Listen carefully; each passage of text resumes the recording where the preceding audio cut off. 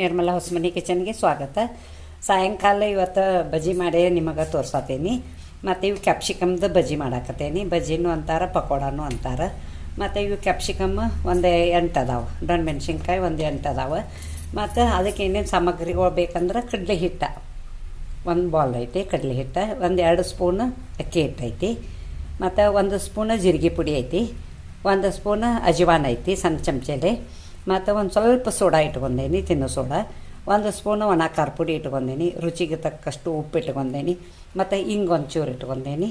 ಮಾಡೋ ವಿಧಾನ ಹೇಳ್ತೇನೆ. ಇವು ಕ್ಯಾಪ್ಸಿಕಮ್ ಏನದಾವಲ್ಲ ಡೊಣ್ ಮೆಣಸಿನ್ಕಾಯಿ, ಇವನ್ನ ಒಂದು ಸ್ವಲ್ಪ ಎಣ್ಣೆಗೆ ಹಾಕಿದ ಕೂಡಲೇ ಟಬ್ ಅಂತ ಹೊಡಿತಾವವ. ಅದಕ್ಕೆ ಅವನ್ನ ಏನು ಮಾಡಬೇಕು, ಹಿಂಗೊಂದು ಸ್ವಲ್ಪ ಹೋಲ್ ತೆಗಿಬೇಕು. ಒಂದು ಸ್ವಲ್ಪ ಜಾಸ್ತಿ ಹೋಲ್ ತೆಗೆದು ಮತ್ತು ಬೀಜ ತೆಗೆದು ಮಾಡಿದ್ರೂ ನಡಿತೈತಿ. ನಾ ಬೀಜ ತೆಗಿಯಂಗಿಲ್ಲ, ಬೀಜದ ಸಗಟನ ಮಾಡಾಕತ್ತೇನೆ. ನೋಡಿ ನಿಮಗೆ ತೋರಿಸ್ತೇನೆ. ಇವನ್ನೆಲ್ಲ ಹಿಂಗೆ ಚುಚ್ಚಿಟ್ಕೊಂಡೇನೆ ನಾನು. ಈಗ ಹಿಟ್ಟದು ಕಲಸೋದದು ನಿಮಗೆ ತೋರಿಸ್ತೇನೆ. ನೋಡಿ, ಇದು ಕಡಲೆ ಹಿಟ್ಟು ಹಾಕತ್ತೇನೆ, ಅದೇನೆ ಒಂದಿಷ್ಟು ಹಾಕ್ಕೊಂಡೇನಿ, ಮತ್ತು ಅಕ್ಕಿ ಹಿಟ್ಟನ್ನು 2 ಸ್ಪೂನ್ ಐತಿ, ಅದನ್ನೂ ಹಾಕ್ಕೊಂಡೇನಿ.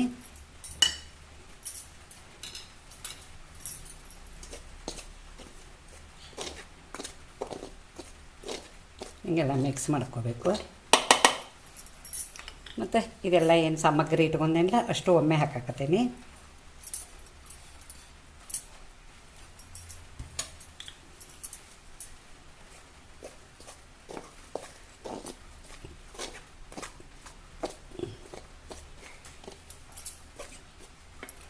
ಸ್ವಲ್ಪ ನೀರು ಹಾಕಿ ಕಲಿಸ್ಬೇಕು.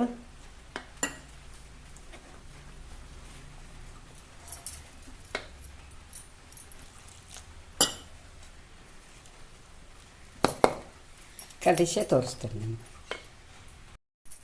ನೋಡಿ, ಒಂದು ಸ್ವಲ್ಪ ಕೈಲೇನ ಕಲ್ಸತ್ತೀನಿ, ಸ್ಪೂನ್ಲೆ ಸರಿ ಆಗಂಗಿಲ್ಲ ಅದು ಕಲ್ಸಾಕ.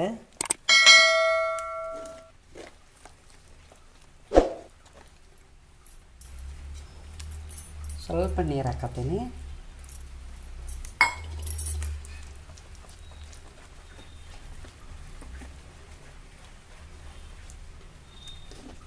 ನೋಡಿ, ಈ ಹದಕ್ಕೆ ಬೀಳಬೇಕದು.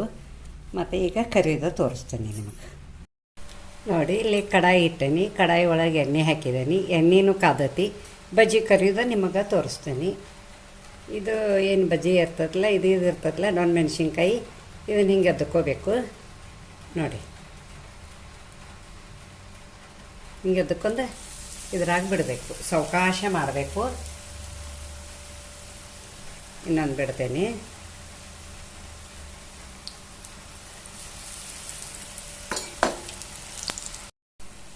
ನೋಡಿ, ಕರಿ ಹಾಕತ್ತಾವೆ, ರೆಡಿ ಆಗ್ಯಾವು, ತೆಗಿತೇನೆ.